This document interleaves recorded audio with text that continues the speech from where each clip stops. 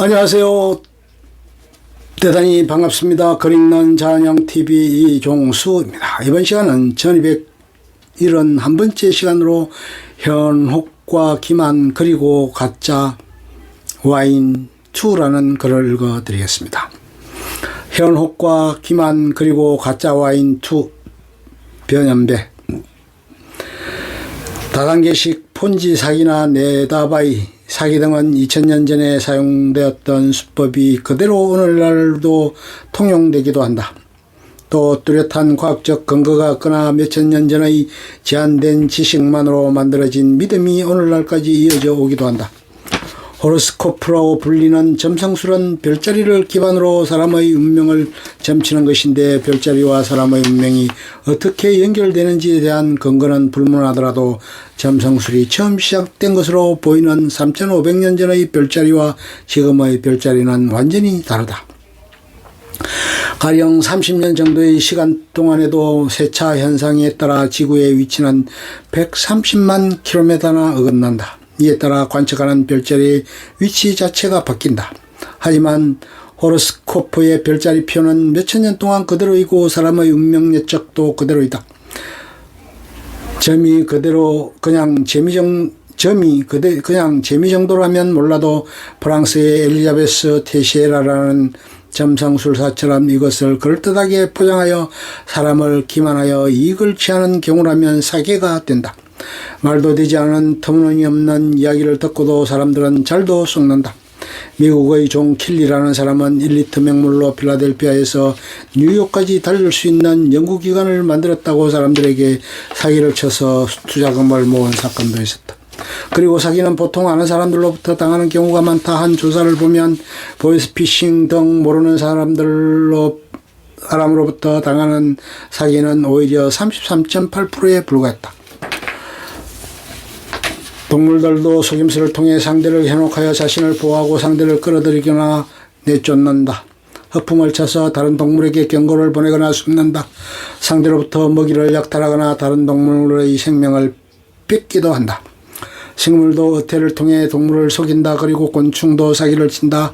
풍선, 파리, 수컷은 앙컷에게 구애하는 과정에서 속이 텅 빈 선물을 포장하여 앙컷에게 준 다음 앙컷이 포장이 뜯는 동안 재빨리 괴물을 마치고는 도망간다. 와인과 관련하여서도 사기 사건이 자주 일어난다. 와인은 작정하고 쏘기로 들면 전문가도 잘 감정하기가 쉽지 않고 또한 가격이 비싼 것도 많아 종종 사기의 표적이 된다. 가짜 와인은 여러가지 형태의 속임수를 동반한다. 심지어 알코올 도수를 높이기 위해 메칠 알코올을 당도를 높이기 위해 납, 아세테이트 등 독극물을 첨가하기도 한다. 1985년 오스트리아 와인 생산업자 화이트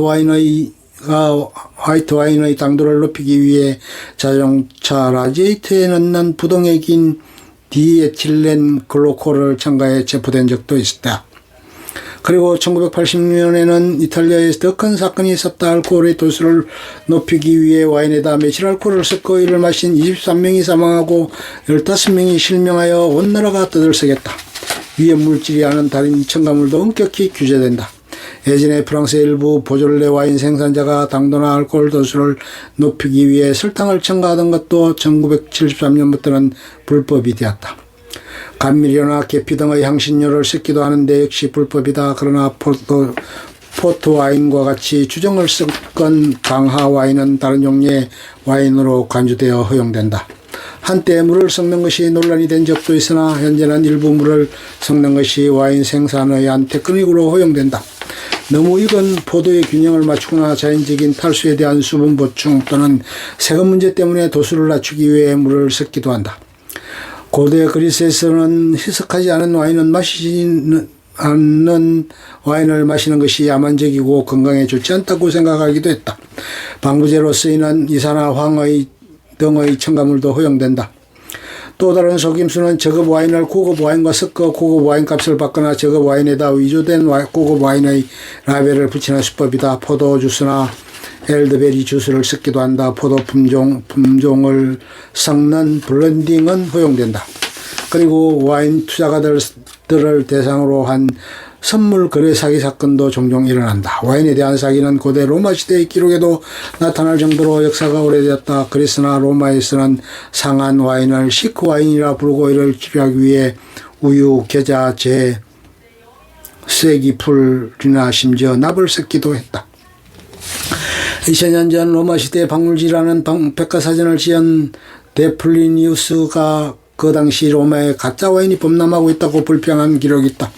그 당시 가짜 와인의 대상은 팔레르니안 와인이라고 불리는 최고급 와인이었는데 바는 물론 심지어 중산층이나 가난한 가정집에서까지 공급될 정도로 가짜는 넘쳐났다고 한다.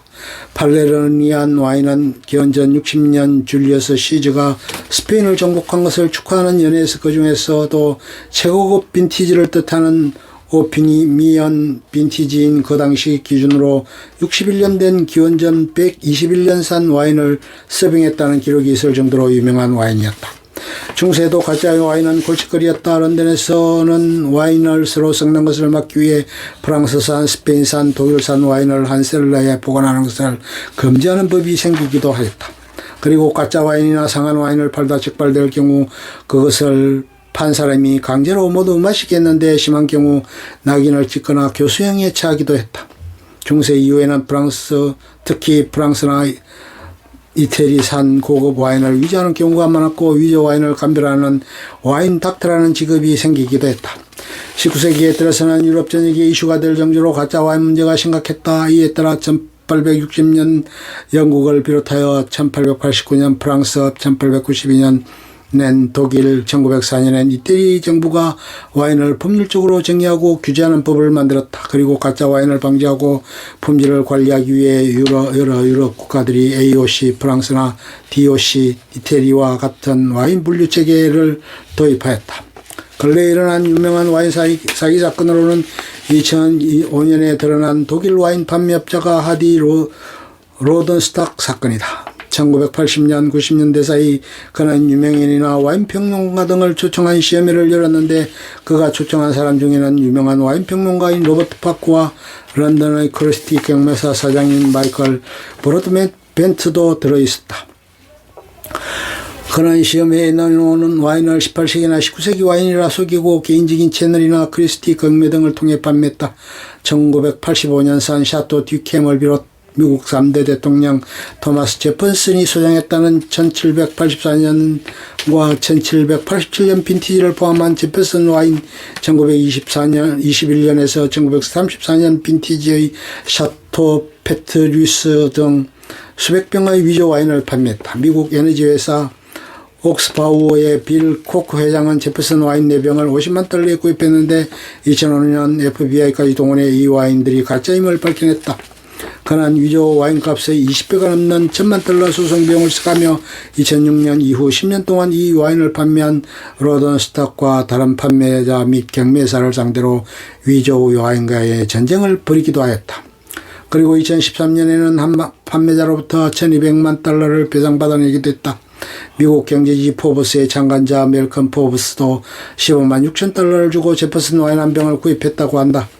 2012년 중국계 인도네시아인 루디 쿠니아완이 역시 위조 와인을 판매한 혐의로 미국에서 체포됐다.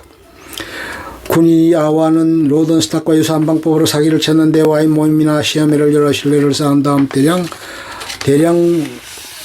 구입한 저가 보르고뉴 와인을 위조한 로만에 콩띠 라벨을 붙여 고가에 파는 등 대형 사기를 저질렀다.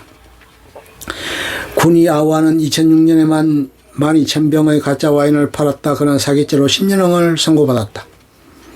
2002년엔 중국에서 라벨이 위조된 1등급 브로드와인 라피트 로칠드 1982년산이 대량 적발되었고 2000년엔 슈퍼 투스칸이라 불리는 1995년산 사시카이아 와인 2만 병이 이태리 밀라노 한 창고에서 발견되는데 주로 한국이 거래처였던 것으로 밝혀지기도 했다.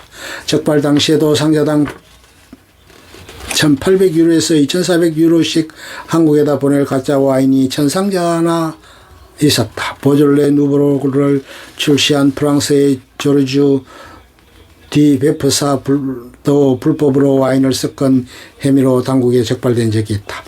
가짜 와인이 주산지는 아시아의 중국, 홍콩, 마카오, 필리핀 등과 남미, 쿠바와 아르헨티나 등의 나라들인 것으로 알려져 있다. 와인 스펙테이터지에 따르면 경매를 통해 팔리는 희귀 와인의 5% 정도는 가짜라고 한다. 고급 와인을 생산하는 일부 와이너리는 와인의 위조를 막기 위해 와인병에 일련 변호를 새기기도 한다. 그리고 오래된 와인은 아이소프트 분석으로 불리는 방사성 동위원소 분석을 통해 가짜 여부를 가려내기도 하지만 가짜 와인은 2000년 전에도 그랬던 것처럼 앞으로도 영원히 사라지지 않을 것이다.